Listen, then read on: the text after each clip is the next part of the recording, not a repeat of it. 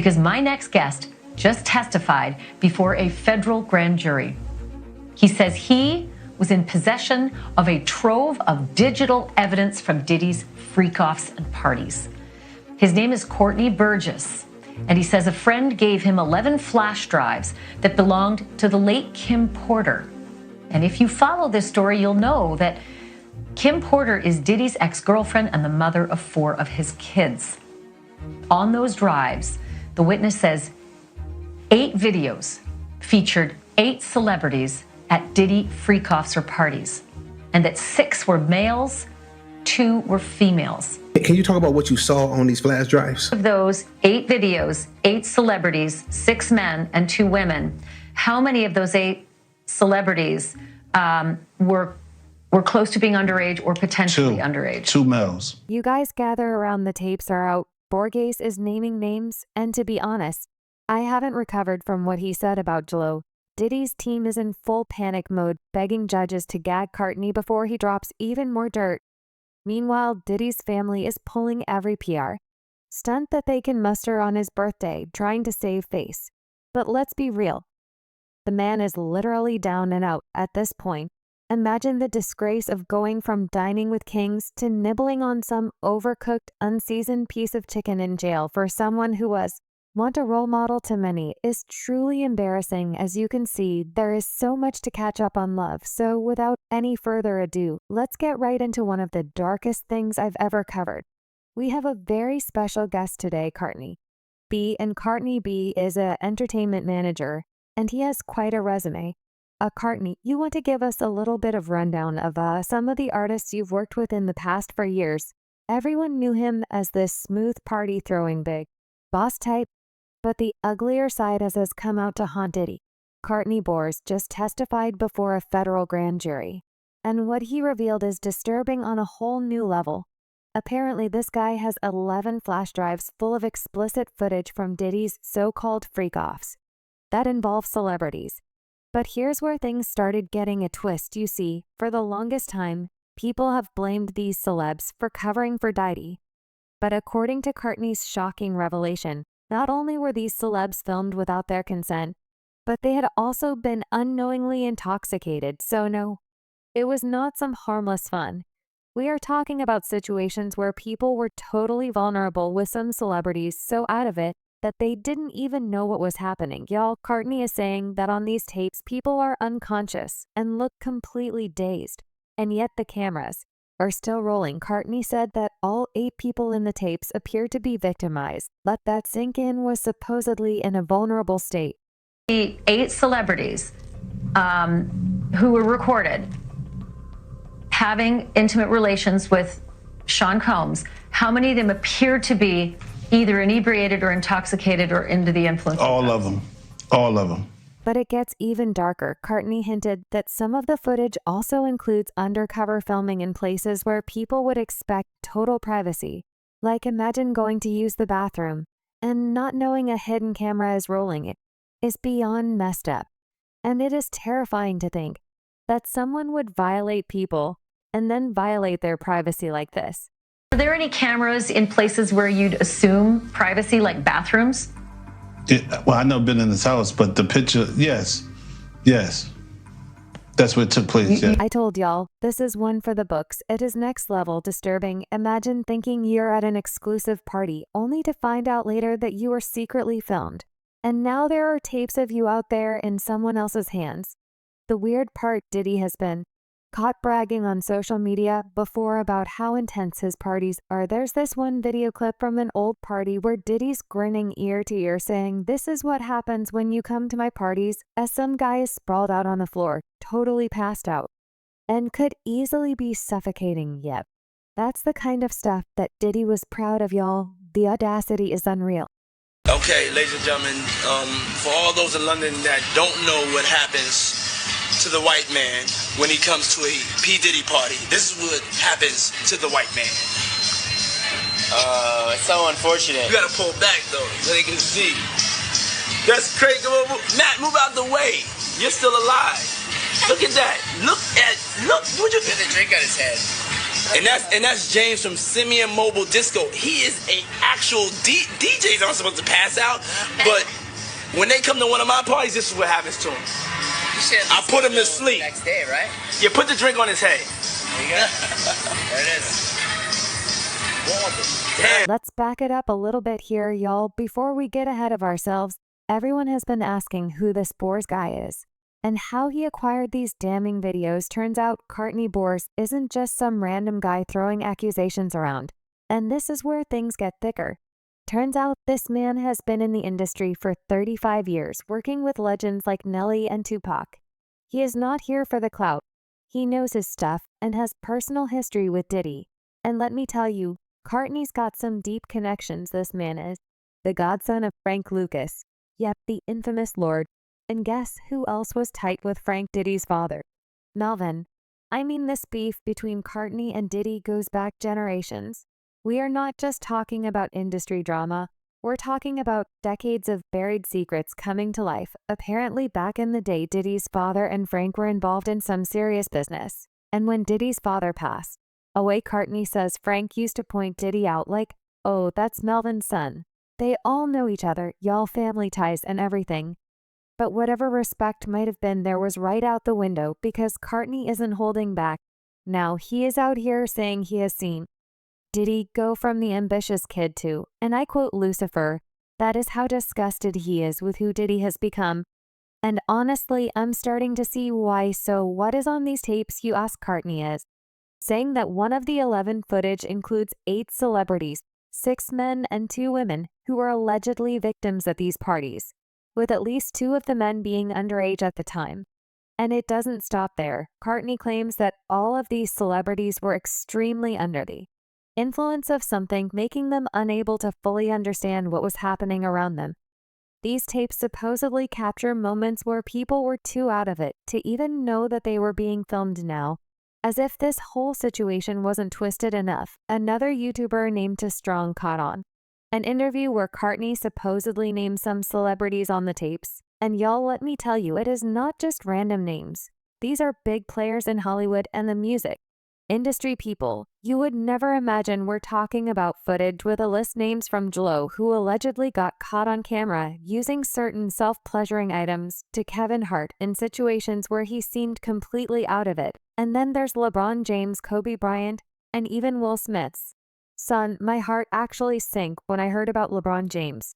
But y'all, the list goes on, and the stories just keep getting worse. Courtney's out here describing scenes where some of the biggest names in Hollywood were doing things you could never imagine. And honestly, I do not think Hollywood is ready for this kind of exposure. Seeing J.Lo jabbing herself with a dip or some type of object. I seen one had Game the rapper walked around, then he had a party, and Justin had to be no more than 15 or 16. Could have been 16, he was saying happy birthday. And the bottle was in his hand with nobody drink out of it, but he gave it to Justin. When Justin drunk it, he was gone.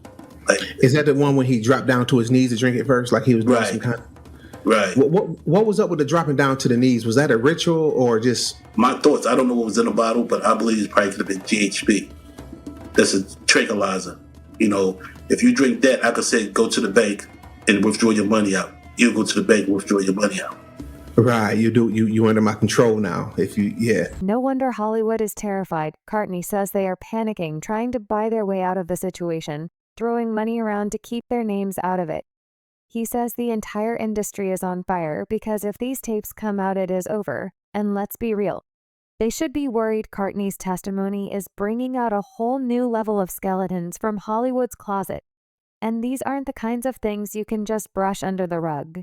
So in a nutshell, these tapes feature some well-known names in compromising situations. And it's not the type of footage anyone would want out there. Courtney said the videos were so disgusting that he couldn't even make it through to the end. He literally said he had to look away when it came to certain scenes. Someone to look Is at that bad? Then I see all the parties, all the stuff. I didn't watch too much of it because 2 men have 3 films, and I ain't into watching men having sex or watching a man have sex. So you actually had the physical drives. Yes. And you got them from. Oh, and as if that wasn't enough, Courtney also had something else, an alleged manuscript from none other than Kim Porter, Diddy's ex-girlfriend, and the mother of his 3 kids. Courtney mentions that Kim Porter was involved in trying to get some sort of justice, according to Courtney Kim. And Cassie, yes, the same Cassie who had this agreement that they would do something about Diddy's behavior. Cassie apparently vowed to get justice for Kim, who had allegedly seen and experienced some of Diddy's darkest sides. Apparently, Kim kept journals that painted a very different picture of Diddy than the one that we see on TV.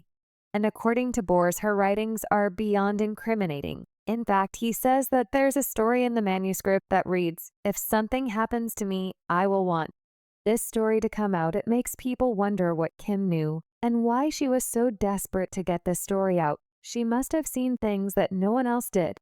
And if this is true, it is no wonder Kim wanted out, and why her memoir is so highly guarded.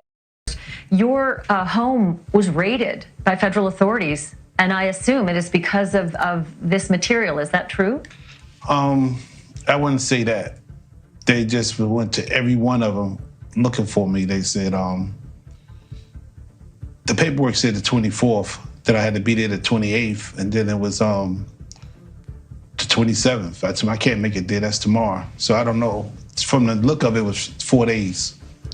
And I want to be specific. When we talk about a raid, we're talking about when a subpoena is served for documents, a search warrant or an arrest warrant. In this situation, Mr. Burgess was not in any way, shape, or form had a search warrant or an arrest warrant issued for him. It was just them serving a subpoena. So when the federal government needs to serve a subpoena, they use the Marshal Service to come to. Anyways, going by Courtney words, Kim apparently left the manuscript in trusted hands, knowing that someday people would need to hear her side of the story. It's like something straight out of a thriller movie, y'all. But sadly, this isn't fiction, and Kim isn't the only one. Cassie Gillow and others reportedly endured years of manipulation, all while Diddy lived his life on top, unbothered and untouchable, until now. Remember, the whole Kim situation recently got even shadier. Diddy's kids apparently tried to say that this memoir was fake, and even released a statement. According to them, someone else pieced it together to make it look like it was Kim's words. But Bors swears that it is the real deal.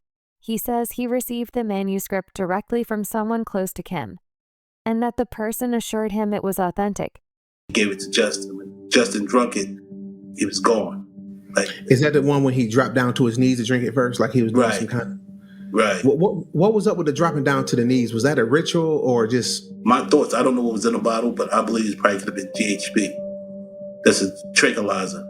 You know, if you drink that, I could say, go to the bank and withdraw your money out. You go to the bank and withdraw your money out. Right, you under my control now. So is that the same stuff that was in that baby oil stuff? Yes. Okay. Yes.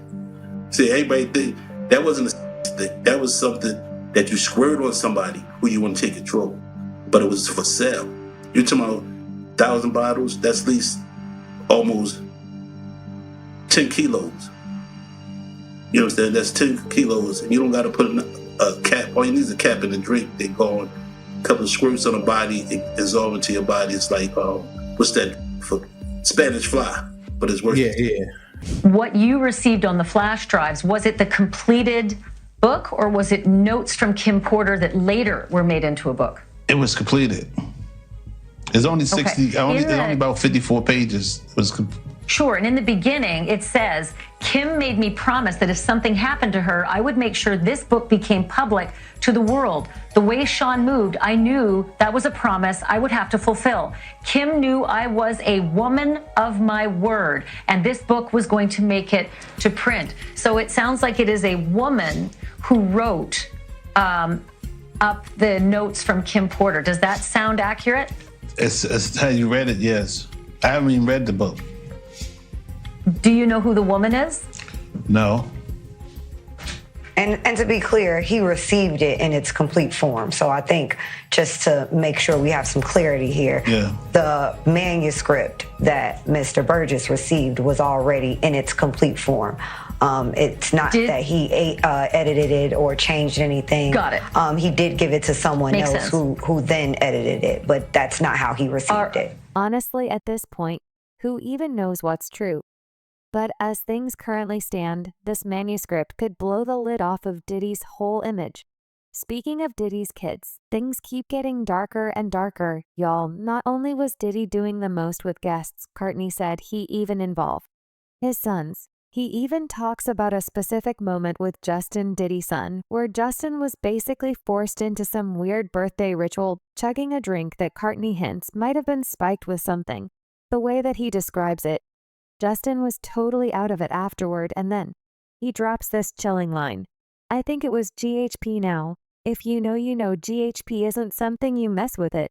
Is known for taking people out of their right minds, practically turning them into puppets. And Courtney saying Diddy was using this to control people. It is horrifying.